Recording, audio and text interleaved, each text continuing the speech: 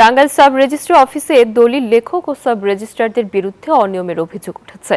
দলিল দাতা ও গ্রহীতা উভয়ের অভিযোগ, নির্ধারিত ফি না থাকায় নানা খাত দেখিয়ে ইচ্ছে মতো টাকা হাতিয়ে নিচ্ছেন দলিল লেখক ও সাব রেজিস্ট্রাররা। এ বিষয়ে প্রয়োজনীয় ব্যবস্থা নেওয়ার আশ্বাস জেলা রেজিস্ট্রারের। আহমেদ রাসেলের তথ্যচিত্রের ডেস্ক রিপোর্ট।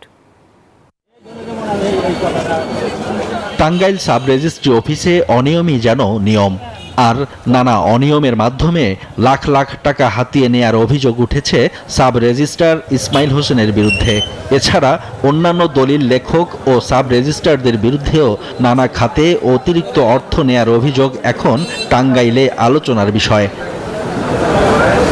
বান্ডেল থাকলে প্রতি সেনমানিতে টাকা বাঁচবে। বিকাশ সেনমানি বান্ডেল কিনে জিতুন প্রতি লেনদেনে। স্থানীয়দের অভিযোগ, হেবা দলিলে সরকারি চালান মাত্র 1000 টাকা, রেজিস্ট্রেশন ফি 760 টাকা সহ 1760 টাকা খরচ হওয়ার কথা থাকলেও নানা খাত দেখিয়ে দলিল দাতা ও গ্রহীতার কাছ থেকে মোটা অঙ্কের টাকা হাতিয়ে নিচ্ছেন দলিল লেখকরা। এতে প্রতিটি হেবা দলিল গ্রহীতাকে গুনতে হয় 10 থেকে 12,000 টাকা। একইভাবে সরকারি ফি এর বাইরে দানপত্র, সাবকলা, এওয়াজ দলিলেও নানা খাত দেখিয়ে হাতিয়ে নেওয়া হচ্ছে বিপুল পরিমাণ টাকা।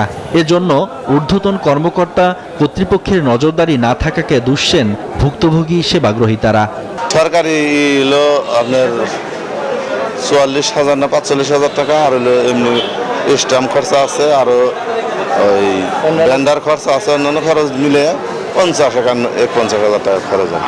আমরা যারা গ্রাহক বা আমরা যারা দলিল বেচা কিনা, জমি বেচা কিনা করি, যারা কিনেন তাদের অনেক বার্ডেন হয়ে যায় এই বিষয়টা। তবে অভিযোগের যৌক্তিক ব্যাখ্যা না দিলেও বিষয়টি খতিয়ে দেখে প্রয়োজনীয় ব্যবস্থা নেয়ার আশ্বাস দিয়েছেন জেলা রেজিস্ট্রার।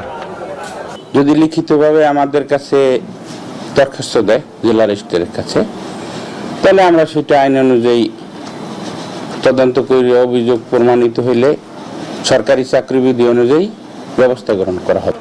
সাব রেজিস্ট্রার অফিসের এসব অনিয়মের কারণে সরকার একদিকে রাজস্ব হারাচ্ছে, অন্যদিকে ক্ষতিগ্রস্ত হচ্ছেন সাধারণ মানুষ। তাই দ্রুত এ বিষয়ে কার্যকর পদক্ষেপ নেয়ার দাবি ভুক্তভোগীদের। Desk report, news 24।